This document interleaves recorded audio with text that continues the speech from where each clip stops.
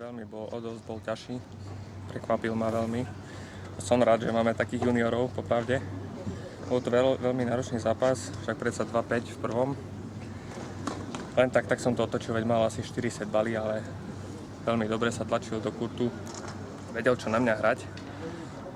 Ale zabojoval som správny čas a uhral som tie správne lopty a to rozhodol nakoniec. Robil najväčšie problémy jeho hra. Veľmi stal v kurte a rýchlo po dopade to hrala. Som bol prekvapený, veľmi rýchlo hral, čo som nečakal vôbec. A vychádzalo mu to krásne, stal v kurte, stále to tlačil. Menil som mu štýl hry, nevadilo mu to. Veľmi som na neho skúšal všeličo, ale stále hral tú svoju hru a hral to výborne. Ale predsa na konci spravil pár chýb a to aj rozhodlo. Hej, správny moment, som to dobre udržal. On pár spravil nevinútené chyby a hlavne v tom tiebreaku, tam sa mi už dobre hralo, tam ma servis podržal. On pár chýb spravil a to nakoniec rozhodlo, si myslím, aj celý zápas.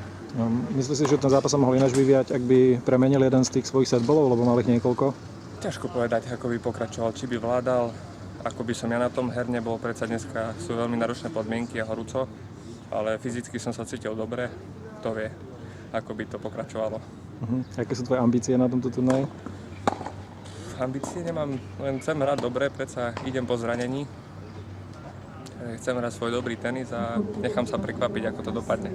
Keby si mohol približiť, aké zranenie išlo a vlastne nehral sa tento turnaj? Som skrčoval zápas pred 3 týždňami. Tam sa ma seklo v krvte, som vôbec nemohol pokračovať a liečba trvala takmer 2 týždne, ale pár tréningov som mal a hneď som prišiel tu, takže musím sa ešte predsa herne trošku vyhrať, ale nebolo to až také vážne zranenie, že by som bol nejak extra dlho preč, ale je to citeľné. Čiže už si v poriadku? Áno, už som 100% fit. Je dosť možné, že v ďalšom kole ťa bude čakať Blažko. Áno, viem. Predpokladám, že sa dobre poznáte. Aký to bude pre teba zápas, ak sa dá postúpi? Veľmi sa na to teším. Naposledy sme hrali, keď sme boli malinkí a už roky spolu trénujeme a na turnaji sme sa nikdy nestretli a predsa môj debutový partner, bude to veľmi zaujímavý zápas.